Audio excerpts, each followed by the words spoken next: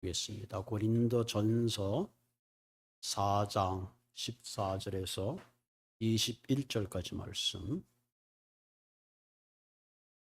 내가 너희를 부끄럽게 하려고 이것을 쓴 것이 아니라 오직 너희를 내 사랑하는 자녀같이 권하려 하는 것이라. 그리스도 안에서 일만 스승이 있으되 아버지는 많지 아니하니 그리스도 예수 안에서 내가 복음으로써 너희를 낳았음이라. 그러므로 내가 너희에게 권하노니 너희는 나를 본받는 자가 되라. 이런 말미암아 내가 주 안에서 내 사랑하고 신실한 아들 디모데를 너희에게 보내었으니 그가 너희로 하여금 그리스도 예수 안에서 나의 행사 곧 내가 각처 각 교회에서 가르치는 것을 생각나게 하리라. 어떤 이들은 내가 너희에게 나가지 아니할 것 같이 스스로 고만하여졌으나 주께서 허락하시면 내가 너희에게 속히 나아가서 교만한 자들의 말이 아니라 오직 능력을 알아보겠으니 하나님의 나라는 말에 있지 아니하고 오직 능력에 있음이라. 너희가 무엇을 원하느냐? 내가 뭐를 가지고 너희에게 나아가랴? 사랑과 온유한 마음으로 나아가랴. 아멘. 우리 이 시간에 성가대 찬양을 해 주시겠습니다.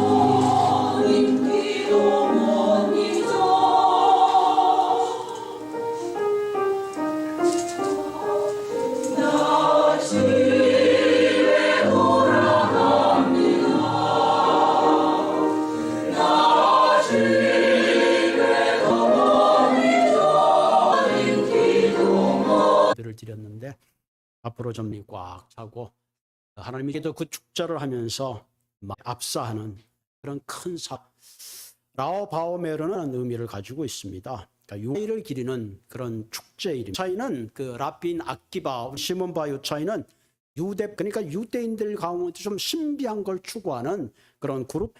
그 의식을 할 때 한 25 코비드 19 상황을 허락을 했다고 합니다. 그런데 이스라엘 전 지역에서 650대의 버스를 타고 3만 명이 멜론 지역을 방문했고 그 외에도 함께 최소한 이 행사에 참여한 사람이 10만 명 정도 이렇게 추산합니다. 그로 말미암아 최소한 44명이 압살을 당하고 150명 이상이 다치는 어처구니 없는 큰 사건이 발생했습니다. 죽은 사람을 기리느라 산 사람이 죽는 그런 비극이 생긴 겁니다. 그 2세기의 그 랍비 아카바 시대에 역병이 돌았다고 합니다. 그때 그의 제자가 2만 5천 명이 죽었는데 그 중에 생존한 사람이 5명인데 그 중에 한 사람이 바로 시몬 바 요차이라는 사람입니다. 그래서 이 신비한 그 유대주의를 추구하는 이런 사람들은 33일간 이 전염병으로 사망한 제자들을 추모하고 그리고 그 가운데 살아남은 그런 사람들을 기념하는 그런 축제라고 합니다. 그래서 밤새도록 하들라카라는 그 불을 피우고 이제 전염병이 완전히 물러갔다 하는 그런 기쁨의 축제를 벌인다고 합니다. 아마 우리가 코비드 19을 겪으면서 이분들이 이제는 코비드 19이 끝났다. 그런 의미에서 더 큰 많은 사람들이 모여서 축제를 한 아마 그런 느낌이 듭니다.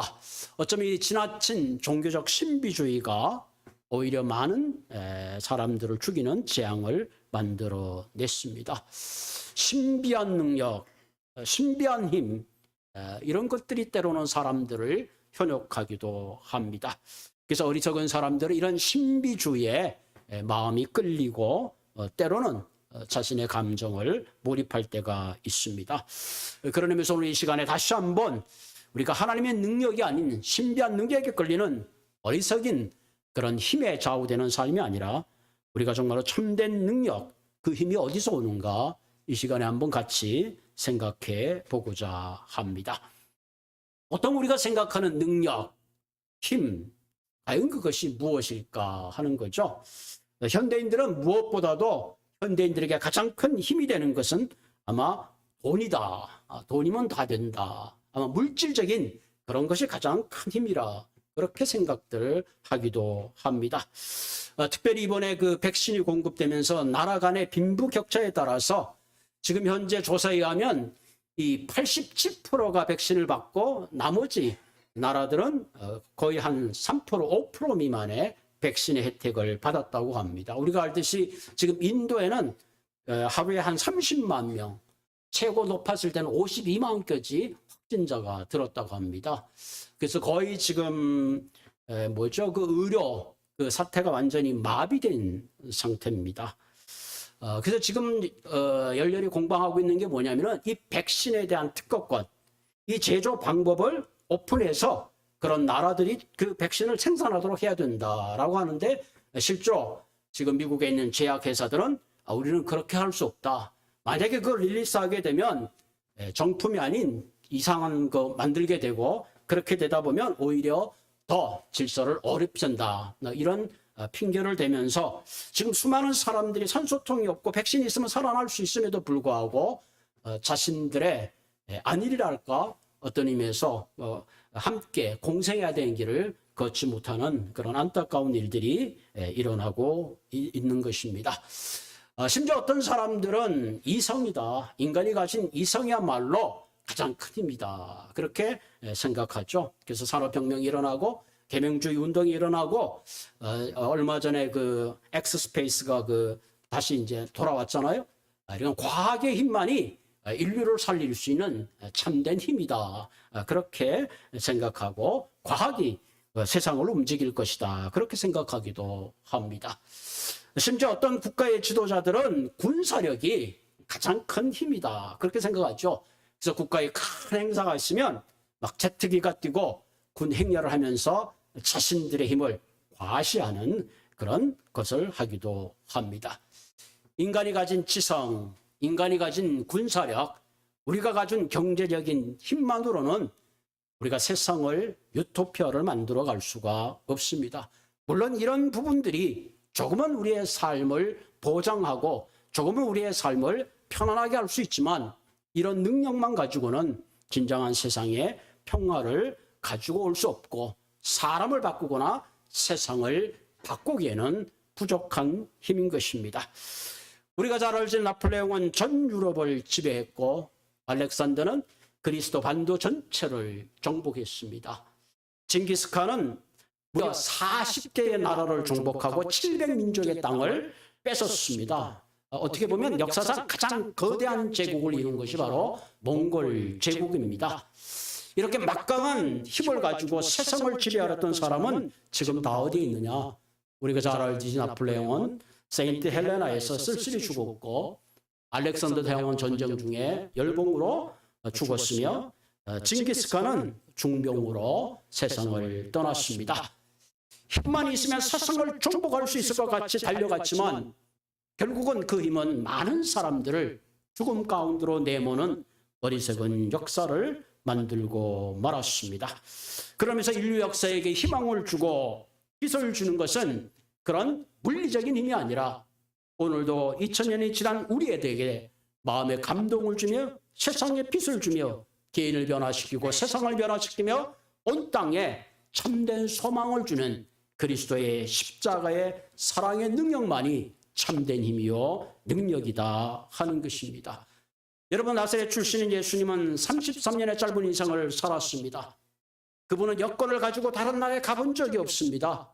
그를 따라다닌 사람들은 고작해야 갈릴리 출신들의 어부들이 고작이었습니다. 그러나 2000년이 지나는 세월 동안 지금도 모든 사람들에게 감동을 주고 세상에 참 능력으로 소망을 주는 사랑의 능력으로 오늘도 세상을 변화시켜가는 큰 힘이 되고 있다는 사실입니다. 그런 의미에서 우리가 사모해야 할 능력은 세상의 모든 권력자들을 두렵게 했던 그런 힘의 능력이 아니라 진정 십자가의 사랑의 능력만이 우리 개인을 변화시키며 공동체를 변화시키고 온 우주가 그리스도 안에서 참된 하나님 나라를 이루어갈 수 있는 진정한 힘이다 하는 것입니다.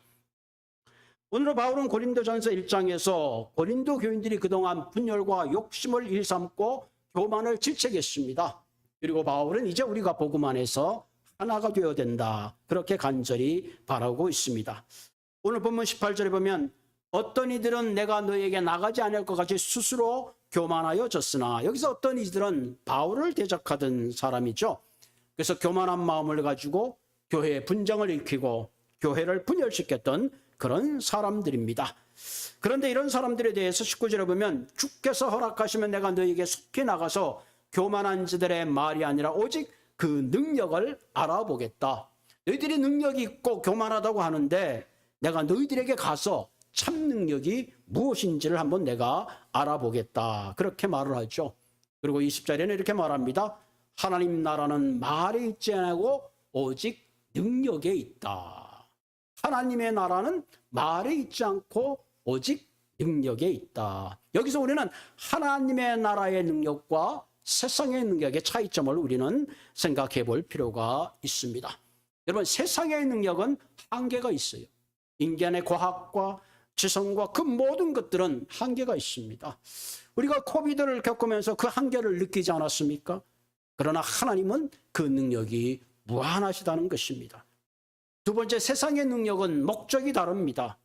세상의 모든 능력은 자신을 과시하고 다른 사람을 억압하는 능력이라면, 하늘의 능력은 사람을 살리고 하나님을 자랑하기 때문에 그 목적이 다른 것입니다.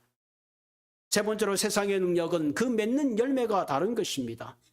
세상의 능력은 결국은 자신의 이익과 야망을 추구하는 데 급급하지만, 하늘의 능력은 참 생명을 가져오고 온 인류에게 소망과 치유를 가져오는 참된 능력이라는 사실입니다. 이런 의미에서 우리는 하나님이 사용하는 바른 일꾼이 되기 위해서는 세상의 능력이 아닌 하나님의 하늘의 능력을 소유해야 된다는 사실입니다.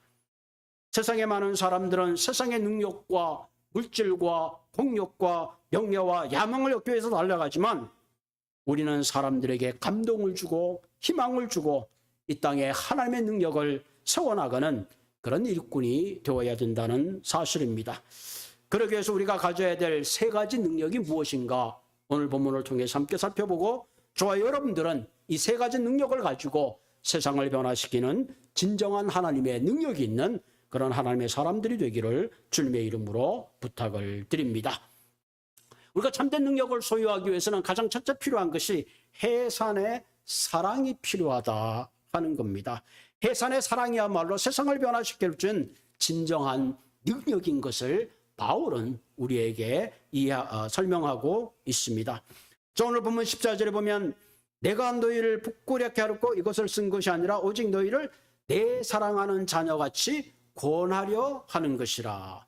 지금 바울은 고린도 교인들을 향하여 내 사랑하는 자녀같이 너희들을 권하려고 한다. 내가 너희들을 책망하려고 하는 것이 아니라 사랑으로 권면하려고 한다 하는 거죠. 그리고 15절에 뭐라 그랬냐면은 그리스도 안에서 1만 스승이 있으되 아버지는 많지 아니하니 그리스도 예수 안에서 내가 복음으로써 너희를 낳았음이라.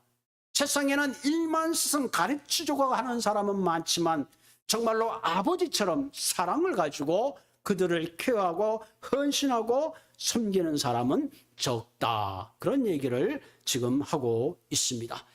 여기서 우리는 이 스승과 아버지의 차이가 무엇인가 하는 거죠. 동양에서는 군사부 일체 이렇게 스승과 아버지 그런 걸 이렇게 일체로 생각하지만 그때 당시 그때 지금 이 성경에 쓰여질 당시에 이 스승이란 말은 하나로 그 가르침을 가르쳐 주는 사람. 이를테면 이 스승의 개념은 이런 겁니다. 우리가 아이를 있으면 우리가 그 부모를 데려다가 아이를 케어하게 하듯이 자녀가 있으면 그 아이에게 공부를 가르치도록 하여한 선생, 지금으로 말하면 프라이빗 선생 정도로 우리가 생각하면 되겠습니다. 그래서 그 선생이 아이를 다 가르치고 나면 이제 더 이상 가르칠 게 없게 떠나는 거죠. 그래서 이 스승이라는 여기 나오는 파이다포고스란 말은 지금으로 말하면 가정교사의 역할을 말합니다. 이 가정교사 역할은 의무적으로 그 아이들을 가르칠 뿐이지 그것이 다 끝나면 떠나간다는 거죠. 다시 말하면 그 당시 유대인들은 자신이 알고 있는 지식을 전달할 뿐이지 실제로는 그들을 낳는, 사랑하면서 그들의 삶을 변화시키는 그런 일은 하지 못했다 하는 것입니다. 그러나 아버지는 다르죠. 아버지는 결코 아들을 포기할 수 없는 관계입니다. 그래서 바울은 특별히 여인의 해상의 고통을 연상케 하는 말로 내가 복음으로 너희를 낳았다. 실제로 성경을 읽어보면 바울이 말씀의 저주로 그들을 먹이고 연하는 것으로 먹이고 딱딱한 음식으로 먹여서 그들이 그리스도의 성숙한 자녀로 성숙할 수 있도록 그런 말할 수 없는 사랑과 애정과 섬김을 가지고 그들을 양육했음을 보게 되죠. 그래서 바울은 내가 너희들을 향한 사랑, 너희들을 향한 것을 향한 나의 사랑을 결코 멈출 수 없다. 난 너희들에게 지식만 전달하는 것이 아니라 너희 영혼을 책임지고 나의 전부를 줘도 아깝지 않는 그런 사랑의 관계임을 이야기하고 있습니다. 우리가 사람을 감동시키는 것은 지식이나 설득이 아니에요. 사실은 진정한 그를 향한 사랑입니다. 부모에게 반항하던 어떤 학생이 있습니다. 아버지가 아무리 야단을 치고 매를 들어도 소용이 없어요. 어느 날도 그는 밤늦게 나쁜 친구들과 어울려서 들어옵니다.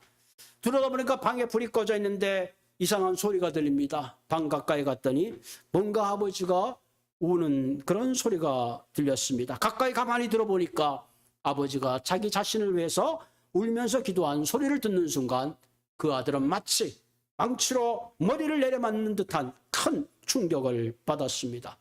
그 후로는 매로도 되지 않던 그 아들이 새롭게 변화되어 아버지의 그 큰 사랑의 감동에 새로운 삶을 살았다는 이야기가 있습니다. 여러분, 사람을 변화시키는 것은 일만의 스승이 아니라 복음 안에서 나올 수 있는, 감동을 줄 수 있는 그런 사랑만이 사람을 변화시키는 것입니다.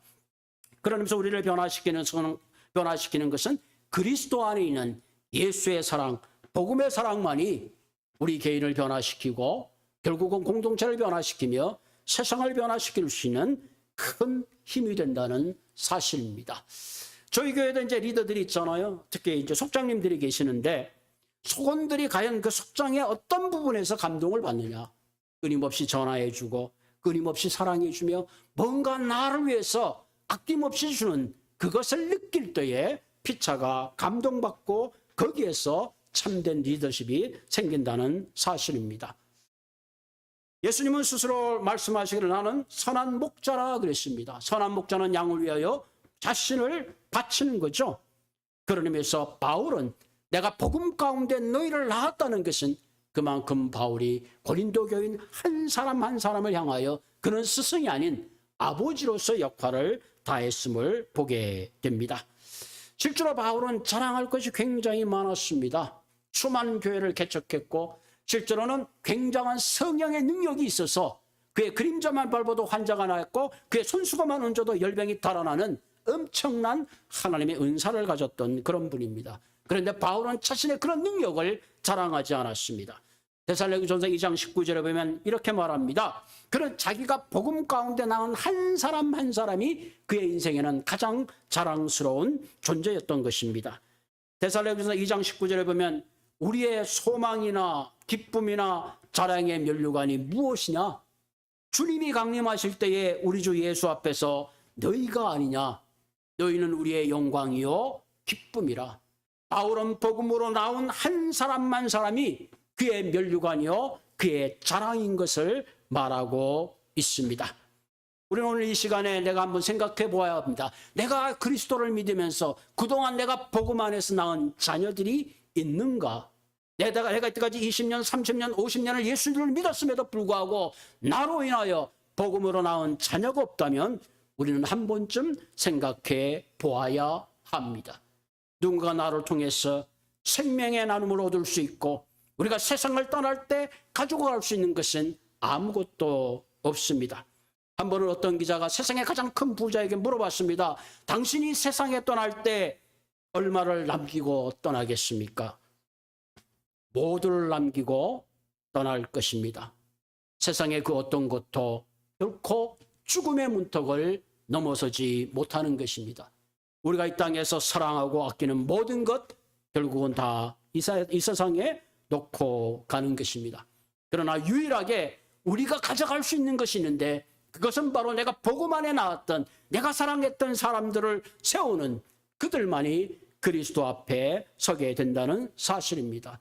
이런 의미에서 우리는 복음 안에서 서로를 양육하고 자녀로서 우리가 그들을 케어하는 것이야말로 얼마나 우리의 일상에 큰 기쁨이요 자랑이요 중요한 열매인지 모릅니다. 그러므로 교회가 할 일, 더 나아가서 우리가 해야 될 일은 이 땅에서 그리스도의 자녀를 양육하며 진정 해산의 수고를 통해서 그 사랑을 만들어갈 때에 그것이 진정한 세상을 변화시키는 진정한 능력이 된다는 사실입니다. 두 번째 참된 능력을 소유하기 위해서는 본이 되는 사랑이 필요하다. 해산의 아픔으로 자녀를 낳았다면 그 아버지는 자녀의 본이 될 때에 진정한 능력을 소유하게 됩니다. 여러분, 우리의 자녀들은 아버지를 닮게 되어 있습니다.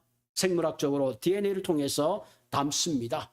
그러나 생물학적으로 닮을 뿐만 아니라 아버지의 인격을 닮고 아버지의 삶의 가치를 닮고 아버지의 습관을 닮는 거예요.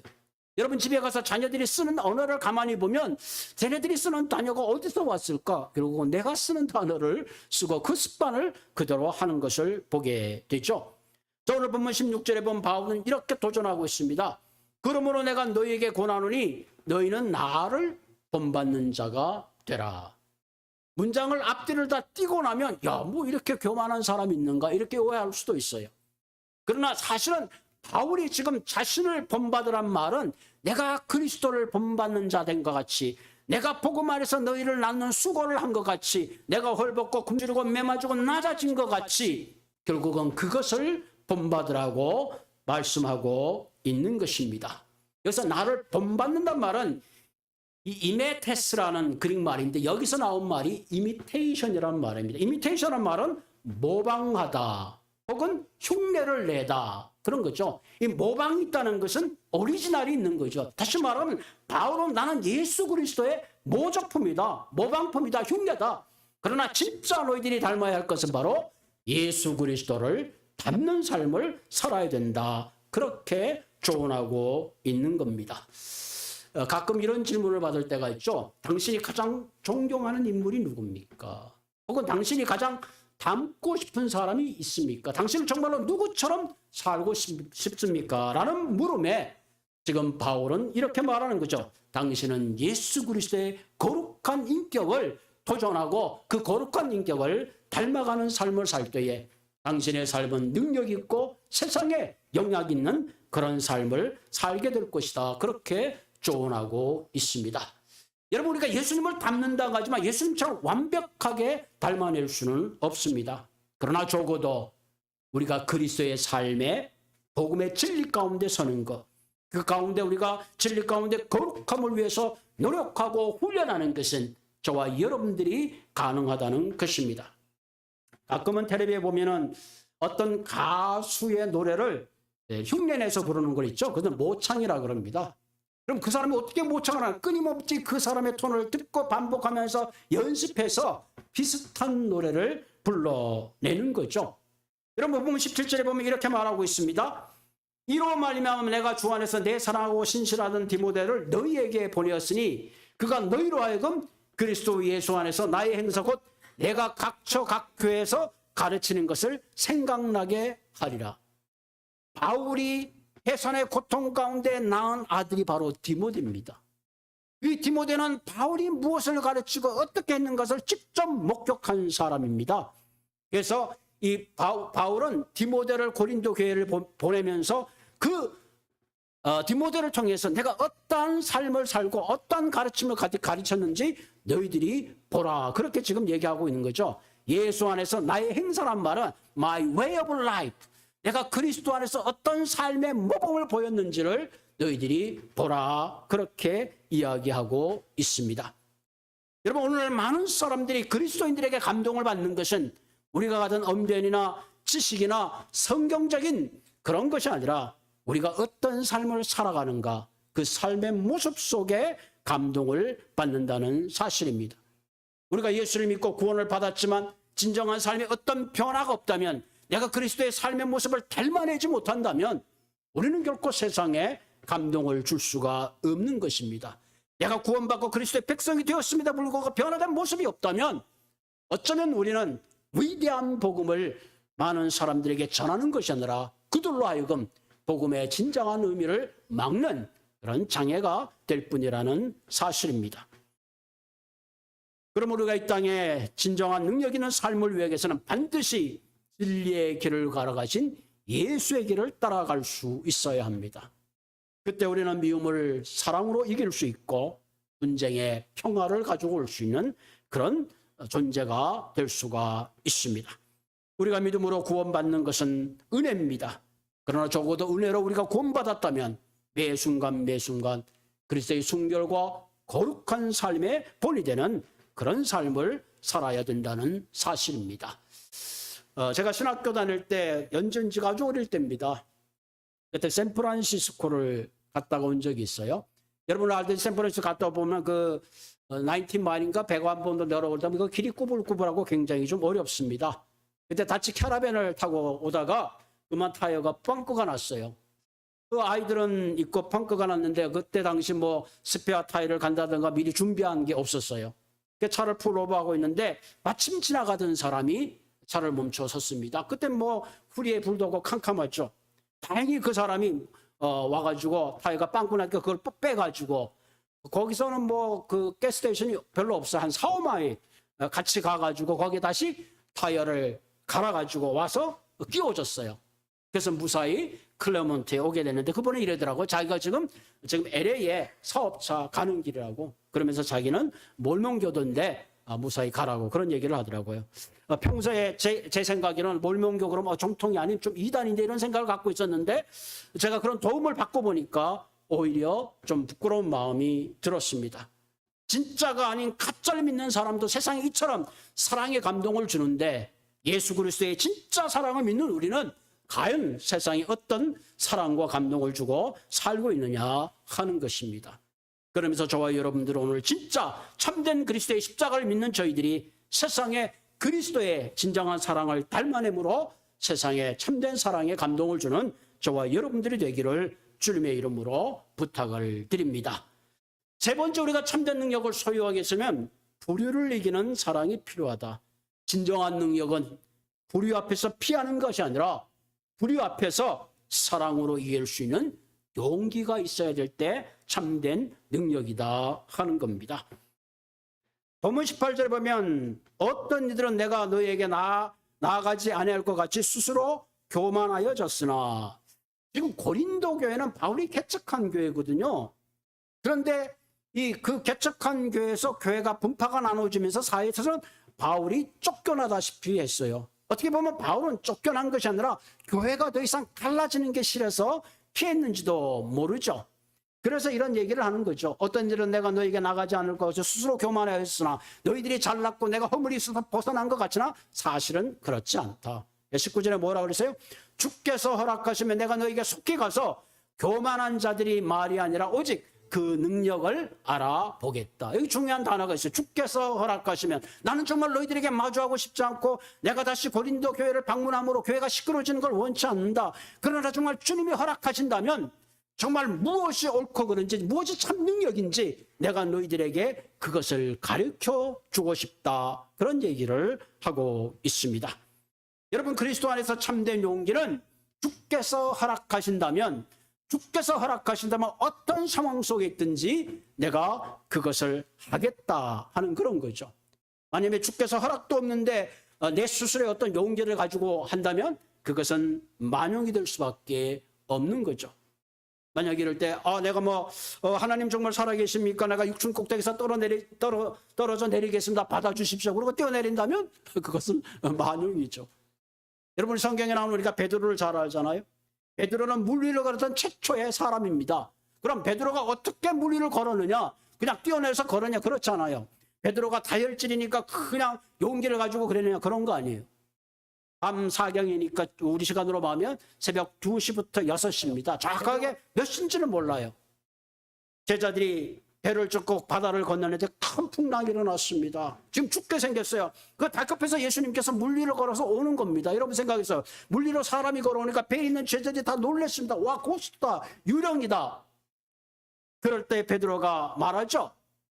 주님, 당신이 주님이거든 나를 명하여 물 위로 걸어오게 하소서라고 애석합니다.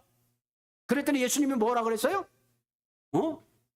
내니 오라. 그때 그 내니 오라는 소리를 듣고 베드로가 배에서 점프해서 뛰어든 거예요.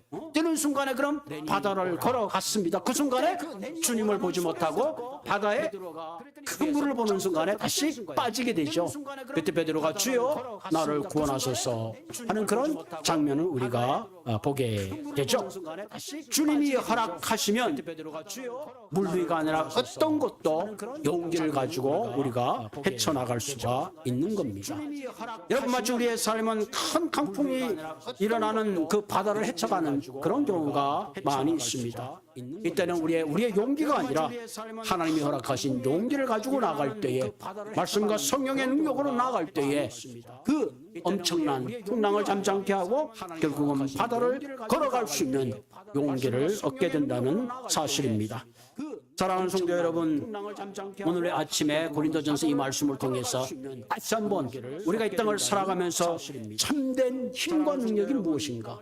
그것은 바로 십자가의 사랑이요, 그것은 한 사람 한 사람을 복음 가운데 살려내는 것이요, 궁극적으로는 주께서 허락하시면 어떤 경우가 있든지 진리의 정의편에 서서 나아갈 수 있는 그런 용기가 있을 때에 우리는 세상을 변화시키는 그런 참된 아름다운 삶의 열매를 얻게 될 줄로 믿습니다. 같이 기도하겠습니다. 우리는 세상을 변화시키는 그런 참된 아름다운 삶의